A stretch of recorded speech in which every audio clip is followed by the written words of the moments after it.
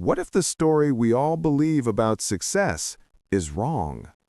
What if the idea of the self-made person is a complete myth? That's the explosive idea in Malcolm Gladwell's groundbreaking book, Outliers, The Story of Success.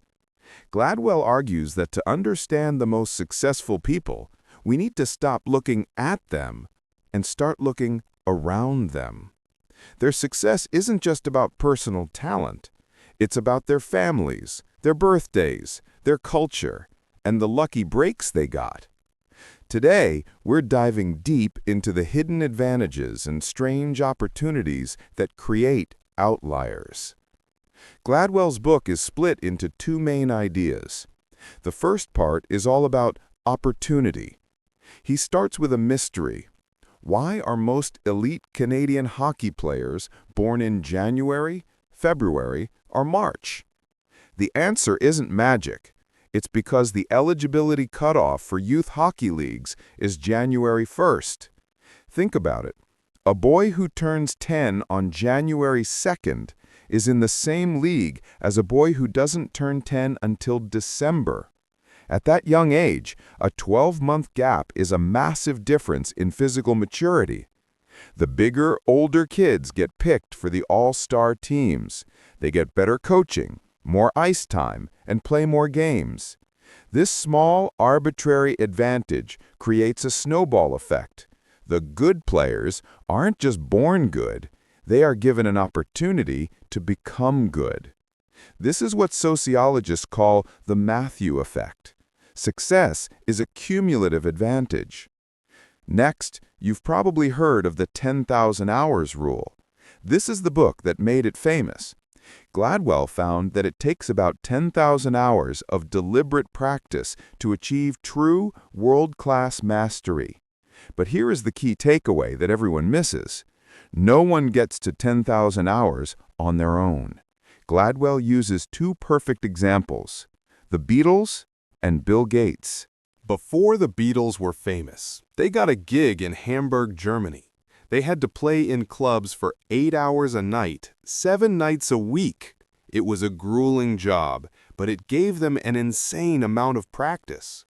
By the time they returned to England, they had performed live an estimated 1,200 times. They had their 10,000 hours. And Bill Gates? He's a genius, yes, but he also had a wildly lucky opportunity. In 1968, as a teenager, his private school was one of the only schools in the world with a real-time computer terminal. Gates could sneak out at 3 a.m. to get free programming time. By the time he started Microsoft, he had been programming for well over 10,000 hours. The 10,000-hour rule isn't just about hard work. It's about having the opportunity to do that hard work. Okay, so if it's not just hard work, it must be raw intelligence, right? Gladwell destroys this idea with one of the most powerful stories in the book. He compares two men, Chris Langan and Robert Oppenheimer. Chris Langan has an IQ estimated to be near 200. He's arguably the smartest man in America. But he spent most of his life working as a construction worker and a bouncer. Why? Langan grew up in extreme poverty. When he got a scholarship to college, his mother failed to fill out the financial aid forms and he lost it. He tried to talk to the dean, but he didn't know how to negotiate. He was intimidated and dropped out. Now, compare him to Robert Oppenheimer, the father of the atomic bomb. Oppenheimer was also a genius, but he grew up in a wealthy, sophisticated family. While in graduate school, Oppenheimer literally tried to poison his tutor. But did he get kicked out? No. He used his social savvy to negotiate with the university. He got put on probation. Later, he convinced a general to make him the head of the Manhattan Project. Langan had a brilliant mind, but Oppenheimer had something just as important: practical intelligence. This is the know-how to navigate social situations and get what you want. Gladwell argues this isn't something you're born with. It's something you learn from your family. This brings us to the second major part of the book, legacy. Gladwell shows how our success is tied to our cultural legacies, the traditions and values passed down from our ancestors. It starts with the Rosetto mystery. In the 1950s, the town of Rosetto, Pennsylvania, was a medical puzzle. The residents were all immigrants from the same town in Italy. They were smoking, eating fatty foods, and struggling with obesity, yet they had virtually no heart disease. Doctors were baffled. It wasn't their diet, it wasn't genetics. It was the town itself. In Rosetto, multiple generations lived under one roof. People stopped to chat on the street. The rich didn't flaunt their wealth, and the poor were supported. They had created an incredibly strong, communal, and low-stress culture. Their environment protected them. They weren't healthy because of individual choices, but because of their community. But cultural legacies can also have negative effects. Gladwell investigates the violent family feuds in Harlan, Kentucky. He traces this back to the region's original settlers, Scotch-Irish herdsmen. They came from a lawless, mountainous land where a man's only protection was his reputation for toughness. You had to respond to any insult with immediate aggression.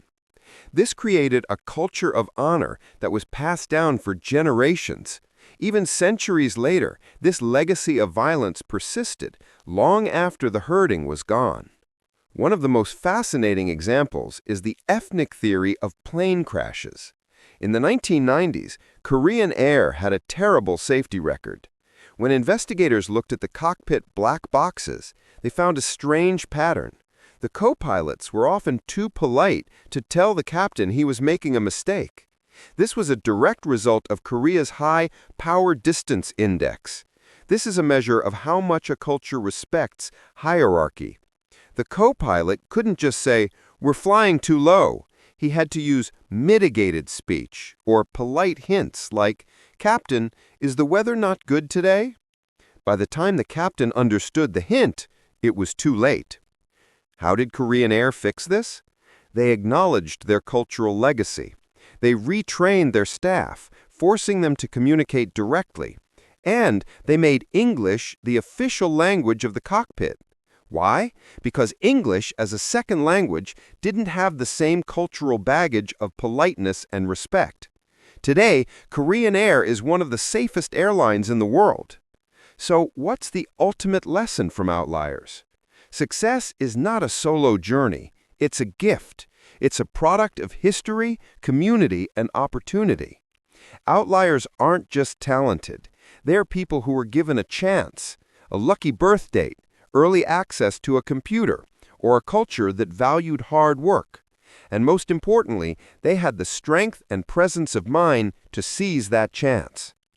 This book isn't meant to make you feel like your own efforts don't matter. It's meant to do the opposite. It shows us that by understanding how success really happens, we can build a better world, one where we create more opportunities for everyone to become an outlier. Thanks for listening.